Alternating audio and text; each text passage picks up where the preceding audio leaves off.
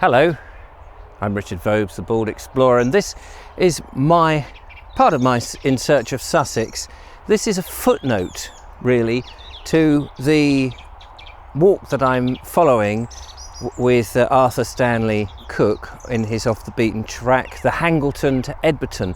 And this is a footnote because although he doesn't walk this, it gets a mention in the most recent video about Devil's Dyke. And I thought it'd be interesting to take a stroll up the Dyke Railway. So I'm starting here, which is just above Hangleton, where the Dyke Railway Trail, as is now, starts, and I'm heading up towards the Devil's Dyke. Now, in a previous footnote, I think it was called the Hangleton footnote, I take a trip very close to here, but I have to use a little bit of this path to get on an ancient Iron Age track. And I went across the bridge that goes over the A27, and I'm really picking up my starting point from there rather than repeating myself. And so I'm now walking on where the track was originally laid, and I've managed to pull off some information from the internet because I just don't know much about trains and things to share with you.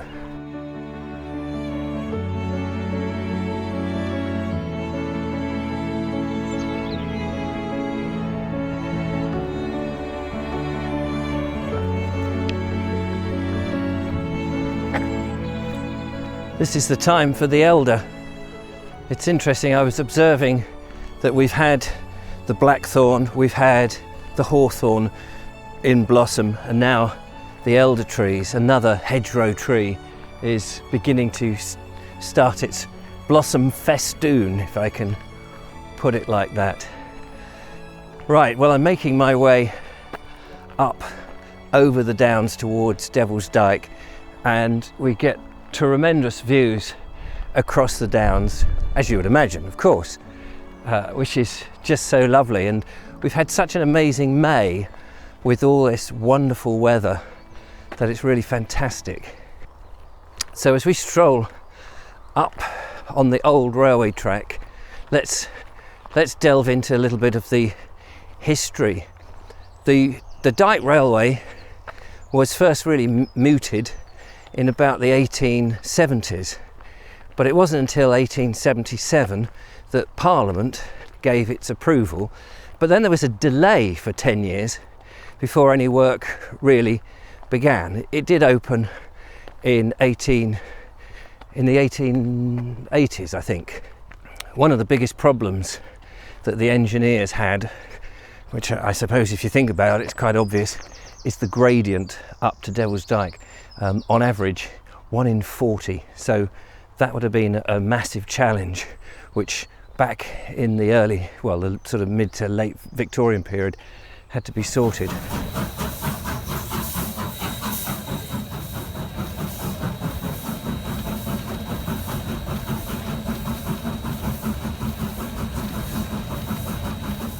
We've got the hawthorn here looking, well, it's lost its blossom, sadly.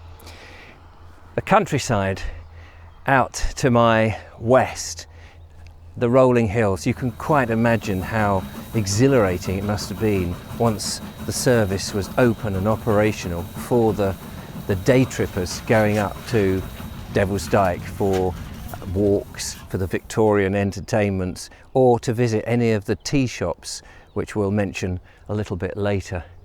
But actually, although it went to the top, it was actually several hundred yards short of the top due to problems with the hard chalk. So the railway line didn't quite get right up to the very peak of Devil's Dyke. Now, in my video on Devil's Dyke, I said that the line came up from, well, what was Dyke Junction, then Aldrington. And while that is true, the original route was to use part of the mainline railway that went from Brighton to Chichester. So from Brighton you could get on the train and come up, I think in one go, and then the Dyke Junction was put in at Aldrington a bit later on, and then you would make your way up. It was 5.5 miles in length, and when opened and operational with steam locomotives, it took about 20 minutes to get up to the top.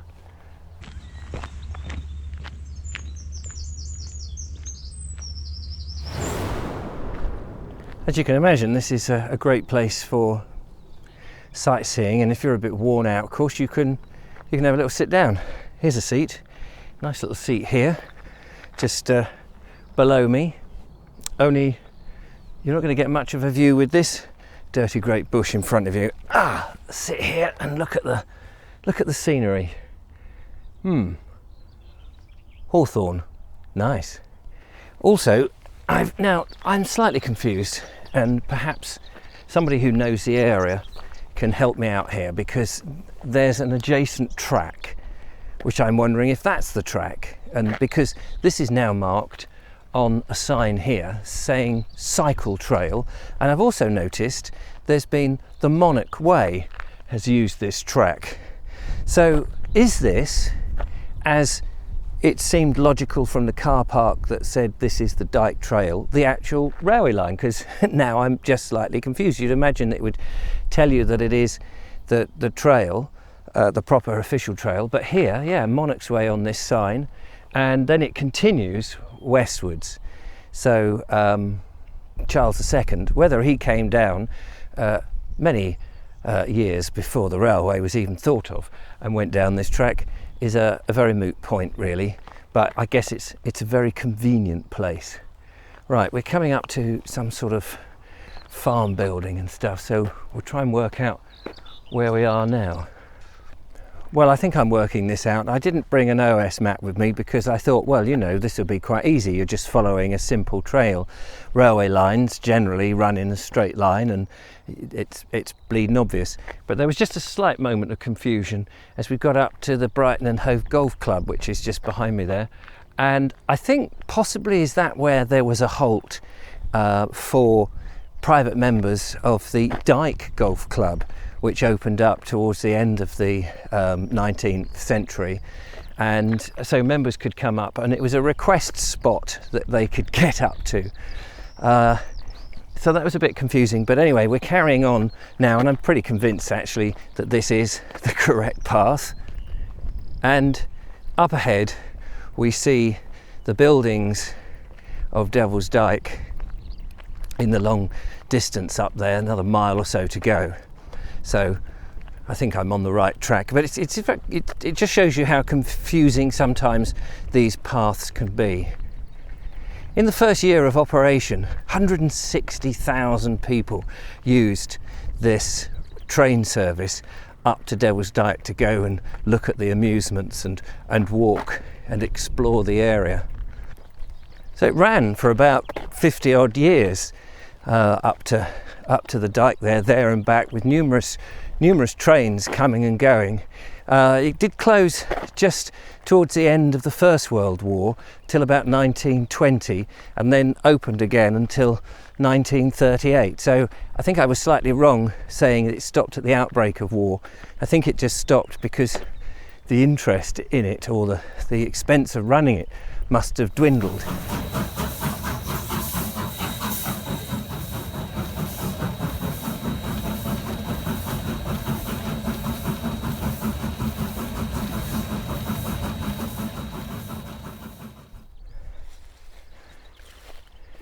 Just off the track side and sloping westwards is this remarkable field. Well, the field's probably unremarkable, but the plants growing in it are remarkable. Purple-headed something, and I wonder if anybody knows what it is. I'll try and look it up in my book on flowers, but I presume it's an old crop that's gone to seed, but it's a beautiful purple colour, and it's all in here. I don't think it's lavender or anything like that, but I wonder just what it is. If anybody knows and can identify it, I'd be fascinated. But it's absolutely awesome. Well, I'm more confused than ever now. I don't normally get confused, but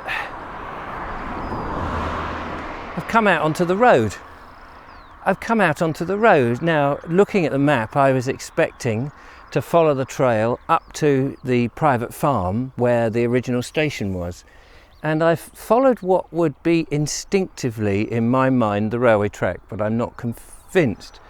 And I'm going to quickly dive in front of these cars here.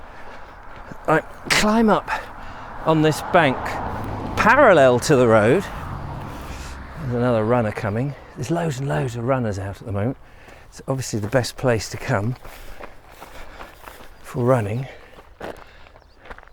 There's this track. I don't know where it goes.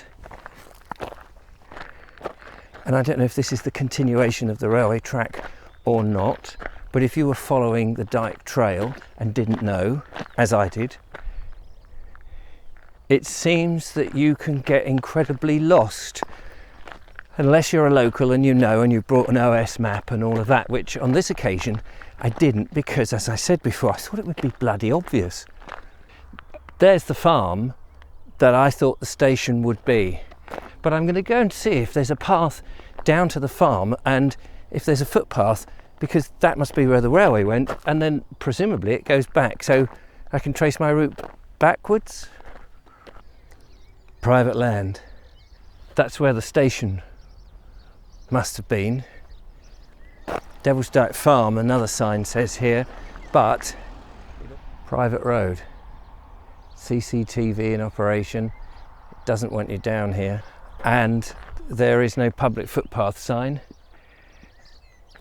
But I think what you can do is you can see the avenue of trees which must have shown where the route of the railway must have come up, come into here as the station, and then your day trippers would have walked the last few hundred yards up this road to Devil's Dyke. So that's really the extent of the railway. So most of it has actually gone. It's a shame that from this end there's no interpretation board or explanation that you've left it. You just come to the road that takes you up. It's interesting because the buses didn't come to Devil's Dyke until the 1930s, and so they only had 5, 6, 7 odd years before actually the railway service finished, because I suppose buses from there on in would take day trippers after that. Anyway, that's my confused video, my footnote to my Devil's Dyke video. I hope you've enjoyed it. If you did, give me a thumbs up. I don't mind if you don't. And I will try and be a bit more coherent on the next one. Thanks so much for watching. I'll see you then. Bye bye for now. Bye bye.